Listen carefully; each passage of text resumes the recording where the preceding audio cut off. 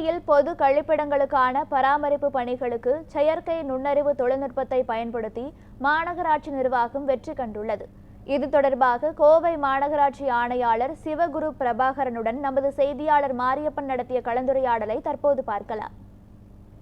வளர்ந்து வரும் ஏஐ என சொல்லக்கூடிய செயற்கை நுண்ணறிவு தொழில்நுட்பம் பல்வேறு துறைகளிலும் பயன்படுத்தப்பட்டு வரும் சூழ்நிலையில் கோவை மாநகராட்சி நிர்வாகமோ பொது கழிப்பிட பராமரிப்புக்கு பயன்படுத்தி அதை வெற்றிகர பயன்படுத்தி வருகிறது. குறிப்பாக முதற்கட்டமாக 5 கழிப்பறைகளில் செயல்படுத்தி வெற்றி பெற்றிருக்கிறது. இதுக்கு பல்வேறு தரப்பினரும் வரவேற்பை தெரிவித்திருக்கிற சூழ்நிலையில் கோவை மாநகராட்சி ஆணையாளர் சிவகுரு பிரபாகரன் நம்மிடம் இருக்கிறார். அவரும் சில கேள்விகளை கேட்கலாம். சார் வணக்கம் சார்.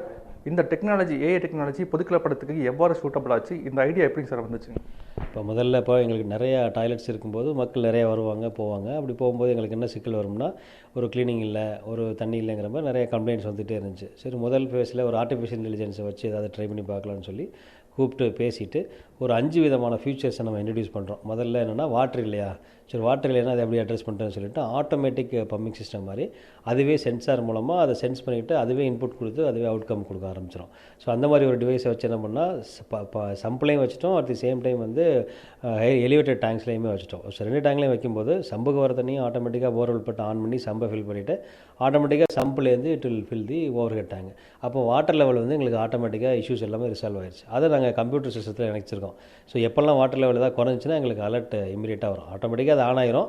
ஒரு 60% தண்ணி காலி ஆயிடுச்சுனாலே இமீடியட்டாக அதை ஆன் பண்ணி தண்ணியை ஃபில் பண்ணிக்கிறோம். ஸோ தட் டாய்லெட்டில் தண்ணி இல்லை அப்படிங்கிற ஒரு சிக்கலை வந்து குறைக்கிறதுக்கு ஒரு டிவைஸ் பயன்படுத்தணும்.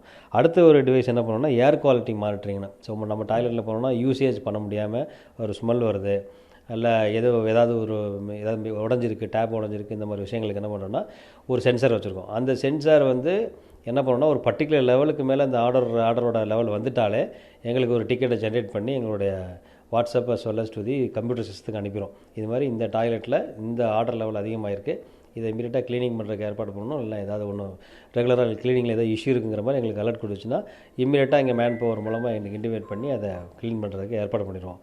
அடுத்து பார்த்திங்கன்னா ஒரு முக்கியமான சிஸ்டம் நாங்கள் வச்சுருக்கிறது வந்து பீப்புள் கவுண்டிங் சிஸ்டம். இப்போ இந்த டாய்லெட்டில் இப்போ சப்போஸ் காந்திபுரம் டாய்லெட்னு வச்சுங்களேன், அந்த டாய்லெட்டில் ஒரு நாளைக்கு 3000 பேர் 5000 பேர் யூஸ் பண்ணுறாங்கன்னா அது எத்தனை பேர் வர்றாங்க, எத்தனை பேர் போகிறாங்க, எந்த டைமிங்கில் வராங்க, எந்த டைமிங்கில் வர மாட்டேங்கிறாங்க, ஆண்கள் பெண்கள் பயன்படுத்துகிற டாய்லெட்டில் என்னென்ன இஷ்யூஸ் இருக்குது, எத்தனை மணிக்கெல்லாம் ஃப்ளோஸ் அதிகமாக இருக்கிற விஷயங்கள்லாம் மாற்றம் பண்ணுறதுக்காண்டி அந்த மேன் கவுண்டிங் சிஸ்டம் வந்து பீப்புள் கவுண்டிங் சிஸ்டம் வச்சுருக்கோம். அதுக்கடுத்து பார்த்திங்கன்னா one more feedback collection system. ஒரு 10 விதமான ஃபீட்பேக் அவங்க கொடுக்கலாம். இந்த 10 விதமான ஃபீட்பேக்கில் தண்ணி சரியில்லை அப்படின்னா அந்த பட்டனை மட்டும் அமுக்கினா போதும், எங்களுக்கு அலர்ட் வந்துடும். உள்ளரிக்க வந்து சுத்தமாக இல்லைன்னு இந்த பட்டன் இருந்துச்சுன்னா அதை கிளிக் பண்ணலாம். ஸோ தட் பீப்புள் ஆல்சோ அவங்களோட ஃபீட்பேக்கை எங்கள்கிட்ட கொடுக்கலாம். ஒரு ட்ரையல் பேசிஸில், ஒரு பைலட் பேசிஸில் இந்த மாதிரி ஒரு 5 டாய்லெட் எடுத்து பண்ணியிருக்கோம். எங்களுக்கு நல்ல ரிசல்ட்ஸ் வருது. அது ஒரு டீம் உட்காந்து இங்கே IEEE சென்டரில் அதை மானிட்டர் பண்ணிகிட்டு இருக்காங்க. ஏதாவது இஷ்யூஸ் வந்துச்சுன்னா இமீடியட்டாக ரெஸ்பாண்ட் பண்ணுறாங்க. இந்த 5 டாய்லெட்டும் கொஞ்சம் இப்போதைக்கு எங்களுக்கு வரக்கூடிய ஃபீட்பேக் மெக்கானிசமும் நல்லா வருது, ஸ்டெபிலைஸ் ஆகிருக்கு. ஓரளவு வந்து அந்த க்ளீனிங்கிற அஸ்பெக்டில் ஒரு சுகாதாரமான டாய்லெட்டை மக்கள்கிட்ட கொண்டு போய் செய்யக்கூடிய அளவுக்கு எங்களுக்கு ஒரு ஸ்டெபிலைசேஷன் வந்திருக்கு. இப்போ முதற்கட்டமாக எத்தனை இடங்களில் இது நம்ம இப்போ 5 இடங்கள்னு சொல்லிக்கிறீங்க, அடுத்த கட்டமாக எத்தனை இடங்களில் போட போகிறோம்? இப்போ பப்ளிக்கோடைய சப்போர்ட் இந்த அளவுக்கு இருக்குதுங்க சார் இதுக்கு? இப்போ அடுத்தது இன்னொரு 12 டாய்லெட் இந்த மாதிரி பண்ணலான்னு ஒரு சர்வே எடுத்து அந்த டீம் வந்து ஒர்க் பண்ணிகிட்ருக்காங்க. பப்ளிக் நல்ல ஃபீட்பேக் வருது. சில ஃபீட்பேக்கு நெகட்டிவாகவும் இருந்துச்சு, அதையும் நாங்கள் பார்த்து ஏன் அப்படி வருதுங்கிறதையும் அட்ரஸ் பண்ணியிருக்கிறோம். பட் மோஸ்ட்லி ஒரு 80% வந்து we received very good positive feedbacks.